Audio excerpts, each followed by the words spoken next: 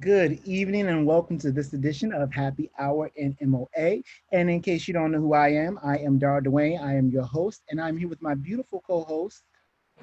Hey, I'm Anna Muñiz. And we are so excited to be back. I know you're probably wondering, Happy Hour came a day early this week, and you're right, it did. We kicked it off early this week because, as you all know, it is a holiday weekend, and me and Anna wanted to make sure that we got you right for your holiday weekend because, I mean, in the midst of celebrating, you gotta make sure you have a great cocktail. So, with that, we thought we'd bring Happy Hour to you early so that you can enjoy the festivities with your family, because I know that that is our plan for the holiday weekend ourselves. So, with that being said, in case you may not know what Happy Hour in MOA is all about, ultimately, this is the show that touches on art, culture, and of course, cocktails. So we cover the wide gamut of, so to speak, and then we also like to also include a little bit of popular pop culture by dropping in a musical playlist. So for those of you who have joined us via Zoom, you will notice in the chat feature that there is a playlist link there. That playlist is specially curated for this particular cocktail or for this particular happy hour.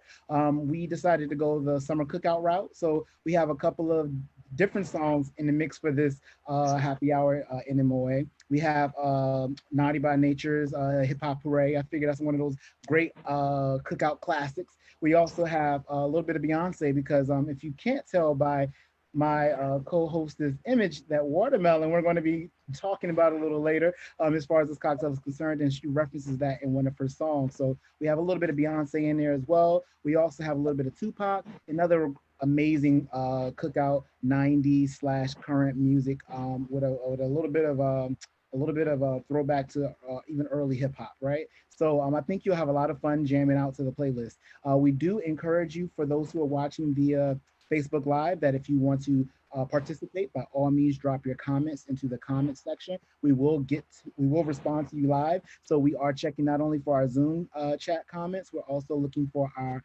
comments in our comment section for Facebook Live. And before we get started, it's a celebration. We just want to remind you that stay tuned. We're going to be dropping details a little later about our upcoming day of celebration as we reflect on the say as we have a program that happens a little later where we reflect on the uprising that occurred here in Newark, New Jersey. We're going to be we have a program that we cultivated called Say It Loud that we're going to be airing a little later this week, July 12th to be exact, and we're going to drop more details about that a little later, along with Pride. So I know you think Pride is over, but we're going to be talking about Pride because Pride Newark starts right now. So with that being said, you may have noticed the flag in our video post because Newark, after New York finishes up or wraps up Pride Month, we pick up the baton and we carry it over into July. So we have a lot of cool things in store for you there. Anna, I guess we might as well get back to what we came to do today, which is talk alcohol, right? So before we jump into our cocktail and our cocktail, the work that's going to correlate with our cocktail, we want to start off every episode with a shot, right? So we like to do what we call shoot your shot, which is our way of basically being able to grab a shot of whatever your favorite alcohol is, right? And as we cheers to this shot, we make short-term goals. So whatever your short-term goal is that you may want to aspire to for this week, or this upcoming week, this is the time we sort of cheers to that and we wish each other luck. So Anna, did you want to share with our audience your short-term goal while I pour my cocktail? And for those that you at home watching, go ahead and grab you a bottle and get a shot glass and join us. All right, for the short-term goal today, the Yeah. short-term goal was just to keep my head together while everything is going on, right? Like everything works out in the end. What bothered me yesterday, it's not going to bother me today, and so there's this like upkeep that has to keep happening, like Okay. minute to. I'm here for it. So finding balance. You're gonna have a little more balanced life in your short term, and hopefully it'll carry over into your long term. I'm here for that. Um, let's see. Short term goal for me this week. I am going to I am going to do a little bit of self care. I think we have so many things happening all at one time that I'm going to take a little break this weekend, this holiday weekend, and try to just enjoy myself and not think about work or work related things. I know with the everything reopening slowly but surely, a lot of us have a lot of things we're juggling and we may not be taking care of self. So I'm going to use that for self care. I want to curious for all of you watching in our Zoom if you want to drop in our chat what is your short-term goal? We would love to hear from you. And then all of you who are watching via Facebook Live, go ahead and drop in your short-term goal as well, because what we're about to do next is we're about to cheers to accomplishing those short-term goals. So make sure you hold your shot glass up high, right? And we want to cheers to our audience members at home. And we're going to tap the table and let's kick it back. All right. What better way to start a show than with a shot? All right. So I think we're ready to rock and roll. And speaking of drinking, especially summer festivities and summer drinking, what would you consider to be? We think about summertime. I often think about fruit. What fruits would you consider to be like the best summertime fruit, Anna? Because I know I have my personal favorite, but do you have one? Do you have a personal favorite fruit that you enjoy during the summer? I do. I go for the watermelon, and we're using a watermelon tonight, but I go for it because, and Margaret's with me. I'm here for the watermelon because, like, during the winter, a watermelon is like $8, and then suddenly it drops in price like drastically, so that you have this plentiful summer fruit. And so everything with the season, when you start to see the watermelons get to be like real affordable, that's when you know it's right. Okay. I also see that Margaret wants us to redrop that playlist. So we're going to drop that playlist in our Zoom again for you, for those who are watching via Zoom. And we'll try to see if we can get it up on our Facebook Live as well. But again, that playlist is available on Spotify. If you type in the search, Happy Hour NMOA, all of the playlists that we have created for each and every episode of Happy Hour NMOA is accessible. Remembering that the playlist is for adults only, just like this show is for adults only, because again, we have to be mindful of the content, all right? Moving forward, as far as my favorite fruit is concerned, I think my personal favorite, I don't know if it's a summer fruit though, Anna. What is it? People at home are going to be like, that's not a summer fruit. But for me, I would have to say apples. I love apples. Like I could eat them year round. I think they're refreshing. I think they work in the fall, winter, spring, and summer. When I think about them in the summertime, I often think of them as a baked pastry, right? Like as an apple pie or apple cobbler. And it could be the southerner inside of me that comes up during this time frame, right? That's what, and with ice cream, of course, you got to have your ice cream if it's summer. So like apple pie, apple cobbler with like a scoop of vanilla ice cream on top. So that's what I think of when I think about summer fruit. I don't know if I took the fruit out of it since I'm baking it with sugar and cinnamon and ice cream, but nonetheless. So I want to know from you all, the viewers at home, what would be your favorite summer fruit? Just drop that in the chat for us. Again, you can drop it in our Facebook Live. You can drop it in our comment section. For all of you who are watching via our Zoom chat, you can drop it right in the Zoom. And with that, okay, Peaches, I see Peaches, and PR says Peaches. So moving right along, I want to let's bring up a poll right about now, right? Because we're going to be talking about summer drinks and the best way to like maybe kick your party off. So our first poll is going to be all about the best fruit. What do you think the best fruit would be for a summer cocktail? So we're going to pull up our poll. For all of you who are watching via Zoom, you'll see a poll pop up in front of you. For those who are watching via Facebook Live, you cannot see the poll. However, I'm going to read it out loud along with the options, and just drop your A, B, C, or D options in the chat or in the comment section. With that being said, our first poll question. So what fruit do you think is the all-time most popular fruit to eat during the summertime? All right. So is it A, mango less tango? Is it B, orange slices, sweet summer vices? Is it D, I'm sorry, I skipped the letter C. Is it C, watermelon fruit heaven? Or is it D, banana fanta? So I'll read those options one more time. I guess my shot's kicking in right about now, right? So A, mangoes less tango. B, orange slices, sweet summer vices. C, watermelon fruit heaven. Or B, banana fanta. What answer do you think? For all of you who are in Zoom, go ahead and click a response. And for all of you who are watching via Facebook Live, go ahead and just drop your A, B, C, D answer in our chat. And I guess we should go ahead and not keep the people deliberating too long on that. So we're going to drop those poll results right about now.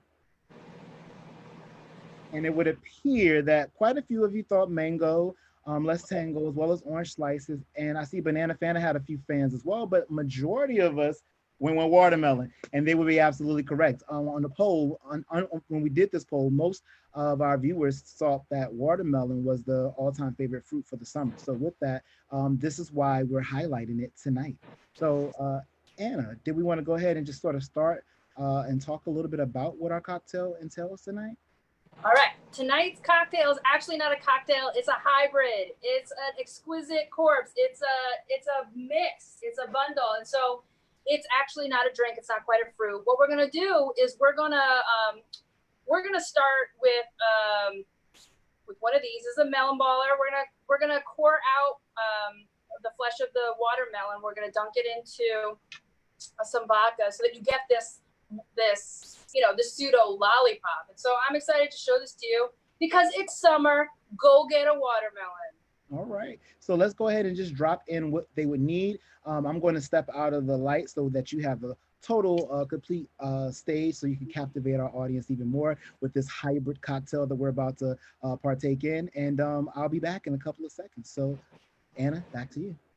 All right, so how you guys doing? I first wanted to talk about like getting a watermelon. And so there's two really great quick indicators of what a good watermelon is going to be. You want to look for this field spot and it's yellow, right? Sometimes when you look at this watermelon, you're like, oh, it's yellow. I don't want that. I want it to be green and perfect. But actually, you're being fooled. This yellow spot says that it's been sitting and maturing and it's ready for the picking, okay? So not white, but yellow, creamy yellow. The next thing you want to look for is the opposite end of the watermelon and look for a stem that looks like it's dried out. So, it doesn't look, it's not pretty, but this dried out stem also tells you that it's a mature watermelon that's ready to go. You're gonna need a watermelon, and I've pre-cut all of this for you, so you don't have to sit and watch me like chop through this thing. I've got a hold of this melon baller. And so this was also really inexpensive, really accessible. And what I'm going to do is also put some vodka in a shallow bowl like this that can go into the fridge with a lid on top. So I'm going to start this demo. You're going to go into the flesh of the watermelon and you're going to hold it in one spot, and then you're not twisting the watermelon, you're twisting the melon baller so you get this sphere. What I've done now is I got you a half sphere, and so I messed up. I'm gonna put that in the bowl of the vodka. Then I'm gonna dig even deeper, okay? So dig deep, twist your melon baller, and there you've got your perfect little watermelon sphere. And I'm gonna put that also into the vodka. Remember that you're going to put the watermelon into the vodka. You're going to put the shallow bowl into the fridge for about 2 hours. And then you're going to have it ready for guests, okay? So you put the melon baller sort of deeper into the flesh of the watermelon, and you twist the melon baller so you get this beautiful sphere, okay? I'll stop us there. And in a perfect world, what you're going to get for your guests is this gorgeous little melon ball that, if you want to go elegant, you want to give your guests jello shots, here's the watermelon. So, that's the drink. Nice, and I think that our viewers are definitely going to be enjoying that. So the ultimate goal is once we put it in the bowl, we need to let it soak overnight, is what you're saying. So let it soak. 2 hours. 2 hours. Okay, so Yep. Let it soak in all that vodka, and I guess chill and serve. You're ready to rock and roll. I kind of think that's a 1-2. I think that's probably the easiest cocktail that we've made on the show thus far. Next to like the Black Velvet we had last episode for Science Week. So I hope that becomes a crowd favorite. I see some of our viewers in our chat not necessarily our chat, I'm sorry, in our live book feed, our Facebook live feed, they're referencing they want some of the watermelon. They're saying how delicious it looks. I saw a couple of comments about sharing is caring. So I thought that was rather cool that our viewers are just as delighted by that juicy watermelon that you brought out for us for our happy hour. Moving forward, I see we have a couple of comments in our chat.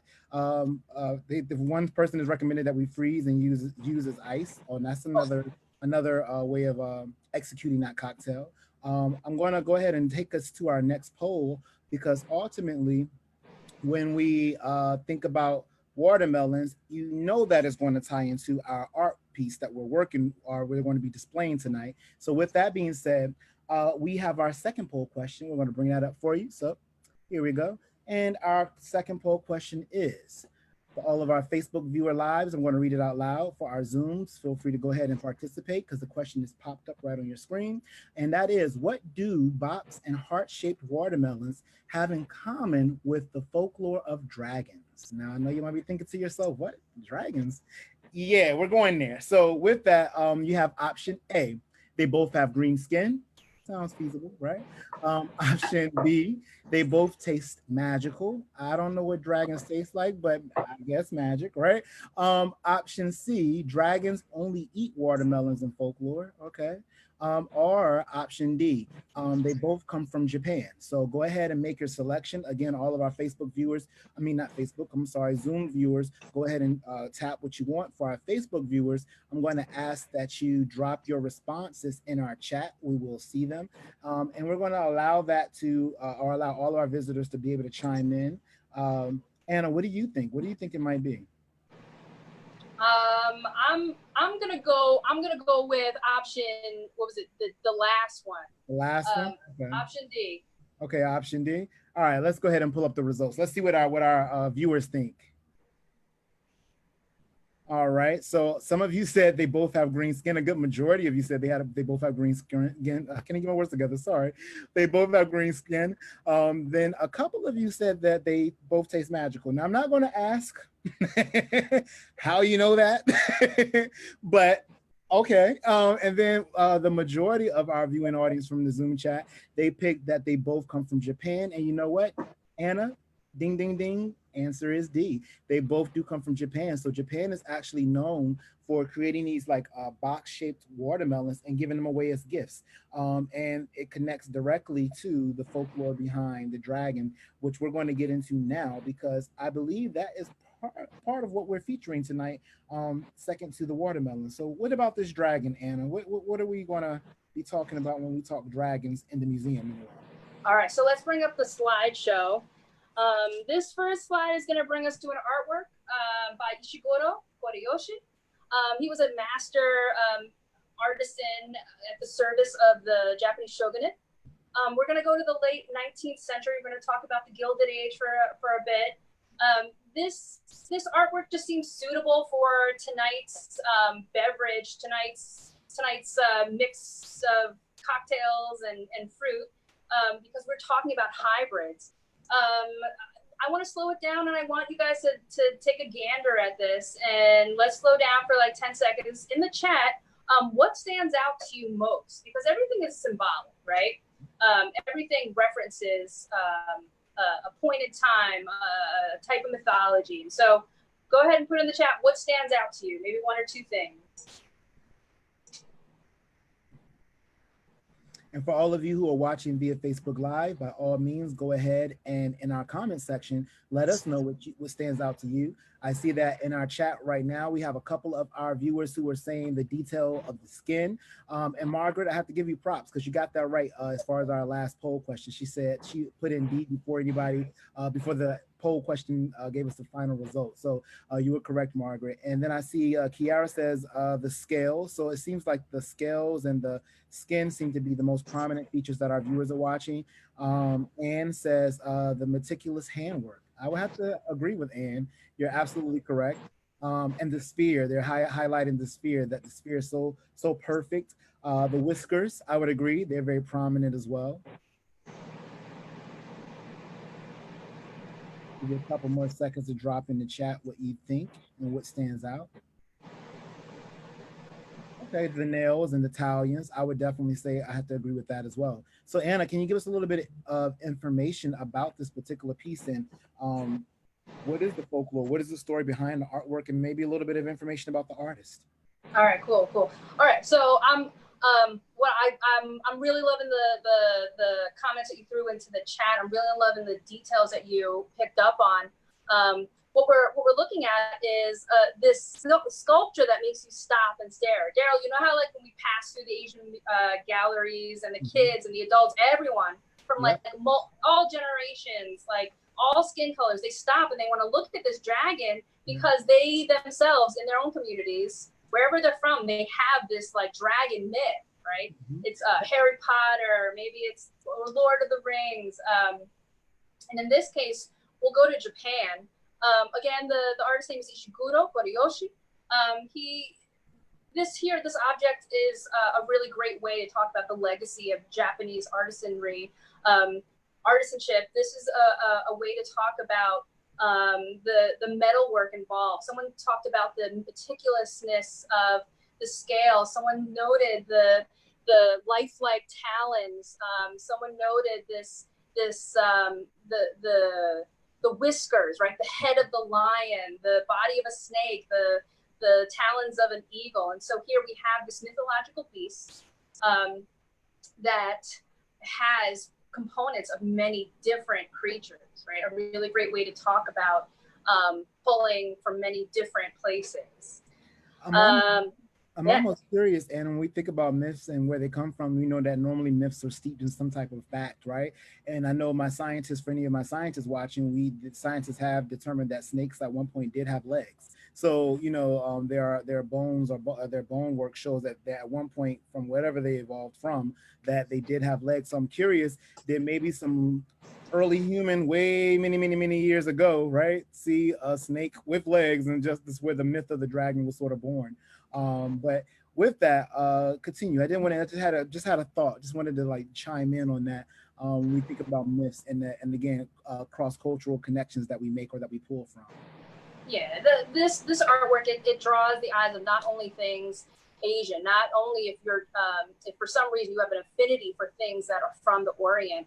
We're talking about this discussion of composite creatures from folklore around the world. The next slide is going to show us a page from the Book of Kings.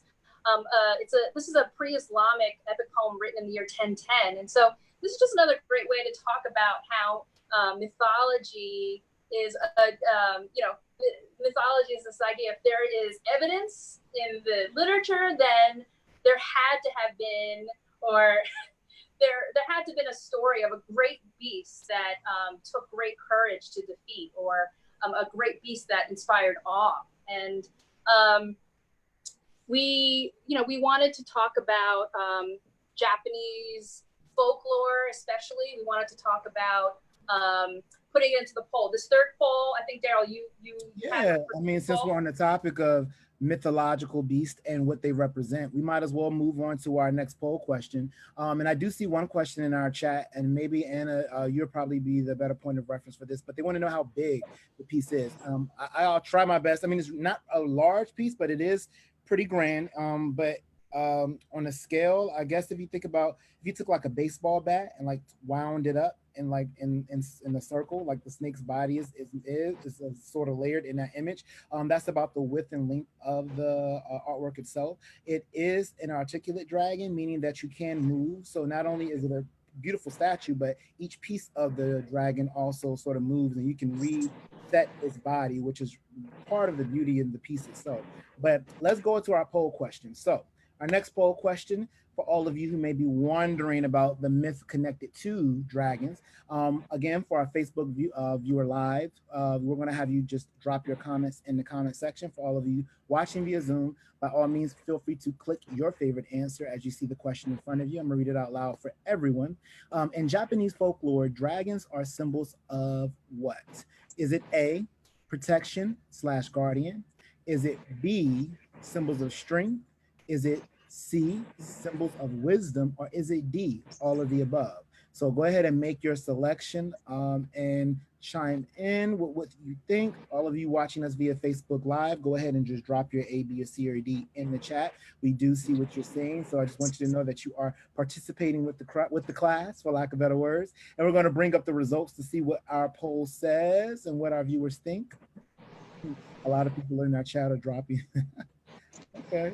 I like it. Strength, wisdom. I see it. All right. So again, for our poll, most of our, I should say, it's kind of a split, right? So a good chunk of the people in our Zoom say protection or guardian, that the Japanese dragon, or should I say the Japanese folklore referencing the dragons is symbolic of protection or guardian.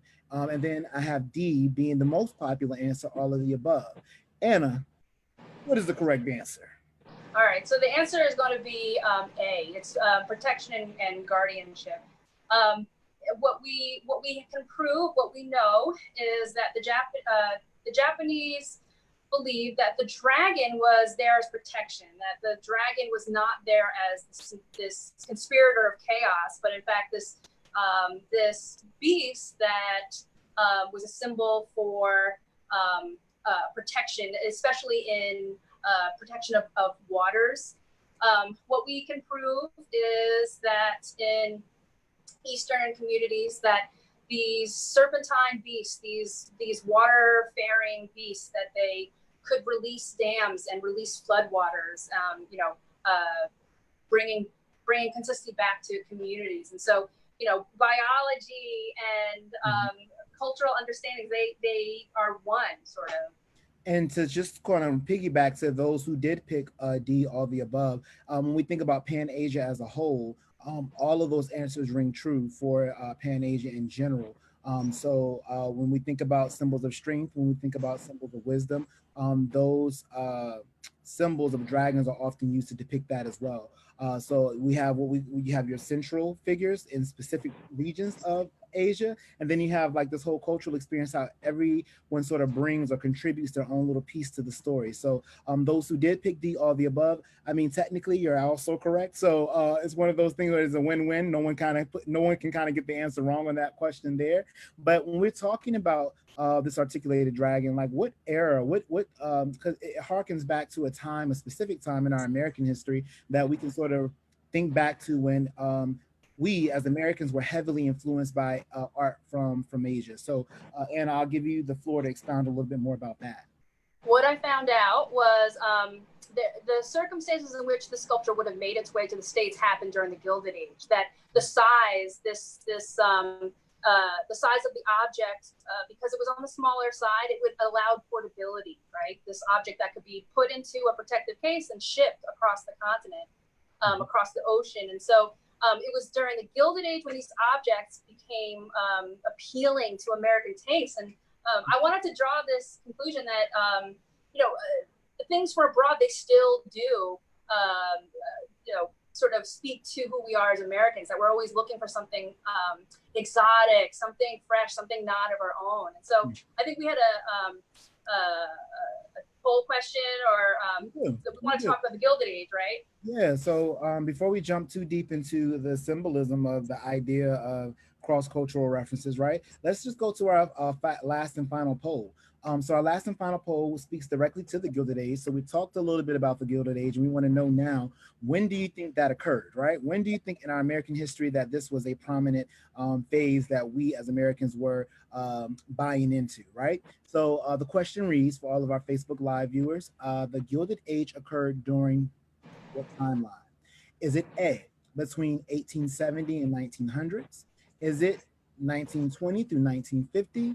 Or is it 1800s through 1850? So we have A, again, 1870 through 1900. You have B, 1920 through 1950. And you have C, 1800 through 1850. What do you think the correct answer is? All right, so go ahead and make your selection, and we're going to find out in a couple seconds. Again, I'm checking and looking at our commentary in the Facebook chat or in the Facebook commentary.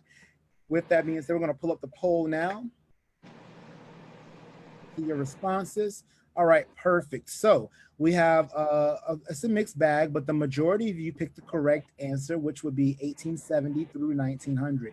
So for all of you who are unaware, we have quite a few pieces in our gallery space that connect directly to the Gilded Age. And when the museum is open again, I would encourage you to come check it out, because not only will you be able to see this beautiful piece, which is located in our Asia galleries, but in our American art wing, we have this beautiful mansion from the 1800s, the late 1800s, that was prominently known as the Ballantyne House. And it was owned by a very wealthy family that actually brewed beer. So I guess it's on point with our happy hour, that brewed beer right here in downtown Newark. And they made a lot of money. They became very wealthy from that. And a lot of the items inside of their house are in very stylized very, very much in line with the Gilded Era, what the Gilded Era was all about. We see gilded frames, we see beautiful woodwork, we see the Art Deco style architecture. So a lot of things that flow or roll right into that in line with the Gilded Age itself. So with that, gotta come check us out, right? You gotta come take a visit when we are open back up to the public. But that going back to that point you were talking about earlier, and about our spaces and how, well, I should say our spaces being influenced by other spaces, and how as even Americans, we're a big melting pot, right? So we're big on pulling in influences from other cultures because so many cultures have brought a little piece of home here, and with that you can't help but to ask the question, where does that come from, or have a point of inquiry where you want to know more, right? So we wanted to go ahead and put another question in the chat. Name and describe an object of yours that's outside from the culture that belongs to you. And so, this is just a way to look at how we unify, how we show moments or break moments of disconnection, and how can we do that with art? How do we recognize the influence of many different communities that are outside of ourselves? And so go ahead and throw that into a chat. What you got? What's in your homes? What do you bring back from your travels? We want to know. And while you drop that in the chat, I just want to quickly highlight, we have some other commentary in our chat really quickly that is referencing books of reference that might be cool for those who can't make it to the museum right now. One of our viewers, Inga, dropped in our chat that there is a beautiful book that describes the Gilded Era quite nicely by Edith Wharton. So if you get a chance, definitely look into maybe purchasing or reading that book. I know Kindle is a popular app for what we're going through right now, being that we're all stuck in home, and we don't necessarily want to be watching TV or on the computer all the time. So with that, you might want to check out the Kindle app and look into that book. I see as people are dropping in their comments and chat what they own. So I see a Buddha statue in my garden. I see a couple of plates. So one of our viewers, Margaret, has a few plates from Japan, some from Turkey and Portugal, and a couple of African masks. I see another book reference on The Age of Innocence is the title of the book, or The House of Mirth. So thank you for that, Inga. We appreciate that. I'm sure our viewers also appreciate that as well. And just to sort of check on our Facebook viewer lives really quickly. Indian Wedding Cup was dropped in our chat in our comment section for our Facebook Live. So there are little mementos that we always like when you think about traveling or traveling to a new state or even abroad. There are little mementos that we as humans we like to bring back to sort of remember or commemorate that trip. And that's the beautiful thing about a museum space. We're sort of like the space you come to with the be all end all when it comes to collecting items from across the globe to spaces that one may not get to travel in their own lifetime. So we hope you enjoyed tonight. We hope that you had an amazing time, and we do hope or encourage you to come check us out when the museum is open once again. However, don't forget, we have lots of virtual programs that happen throughout, or that has been happening throughout this pandemic. So I don't want you to think that there's still no way for you to interact with the artwork or to find out about cool things in the community of art and culture, because the Newark Museum is here. We have your back. And speaking of things in art and culture, I'm just going to quickly highlight really quickly before we wrap up. We do have and you may have heard me say this in the beginning of the show, we do have a reflection of the 67 Newark uprising then and now happening a little later this week. And that's a really big deal for us because you think about the current situations we're facing, and we're sort of doing a compare and contrasting of what happened then, right? And how Newark is addressing those matters now. And it's going to be extra special because not only are we going to be joined by the CEO of our museum, Linda Harrison, which I'm super excited about, but we're also going to be joined by Mayor Raz Baraka. So it'll be a beautiful conversation that'll reflect on the missteps are the direction we were moving in then, and maybe how we sort of shifted our made our steps a little more progressive in the current timeline to where we can face issues of inequality and sort of become a united front and be able to have a conversation or have a healthy dialogue about how do we move forward. So I'm very curious and excited to hear what Linda and Raz are going to talk about and their visions for the future of the city of Newark. I also want to encourage you to make sure that you sign up for the Say It Loud program, which is the title of our reflection of the 67 Newark Uprising, because there'll be many musical performing numbers that happen during that event, our virtual event, as well as we have some spoken word. There'll also be a story hour that sort of focuses on the youth and dealing with young children and helping them to be able to talk about race and racial inequalities, which will happen in the early part of that morning. So lots of goodies and lots of jewels for everyone. We'll also have a noted author come on and speak about white walling in museum spaces, which, you know, us being a museum space, this is something we have to ever be cognitive of. And it's just a lot of cool things that'll be taking place during that day. And I also referenced earlier that Newark, New Jersey picks up the flag for Pride Month after New York. And so it is Pride Month for Newark, New Jersey, starting actually yesterday. And so Newark Museum of Art, along with the rest of the Newark, the city of Newark, and the local community, we are partnering together to create this beautiful community day that'll happen on July 18th, where we're going to have a lot of cool artists performing. We're going to have DJ Kenneth Kyrell. We're going to have special guests from the Grammy Museum Experience. So if you're not familiar with that museum, that is an extension of the Grammy Museum that resides right here in Newark, New Jersey. We're also going to have some special tidbits from our other partners, the New Jersey Devils, along with local designer Marco Hall, and a couple of panels that'll be intermingled in that, one with Equal Space, along with another panel within NHI. I can never get that right. I always have to slow it down to make sure that I pronounce it right. So MHI would definitely be having their panel, their collective panel, where they get to talk about gender and gender identity. And I think it's going to be lots of fun. And then we have a big party at the end. So DJ Kenneth Carell is going to take us out.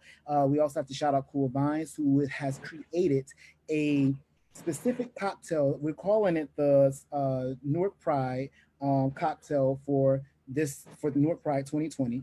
The title of the cocktail is called Newark Under the Rainbow. So if you are interested in getting the ingredients for that cocktail, Cool Vines is actually running a discount for those who want those specific ingredients. So you want to go to Cool Vines and you want to pick up all of the ingredients you would need for that cocktail. Make sure that you reference NMOA 2020, because we're going to be doing our happy hour that same day, and we're going to walk you through the steps on how to create the Newark Pride cocktail. So it's going to be lots and lots of fun. And with that, we're wrapping up. So Anna, before we get to our shout outs, I want to do our shooting star shot. So all of you at home watching, go ahead and grab your shot glass, because we open with the shot and we close out with the shot. So our shooting star shot is our long-term goal. What is something that we want to aspire to accomplish in the long term, right? So we had our short term, and I know my short term was more self-care, which I plan to do this weekend because we've been working here at the Newark Museum of Art.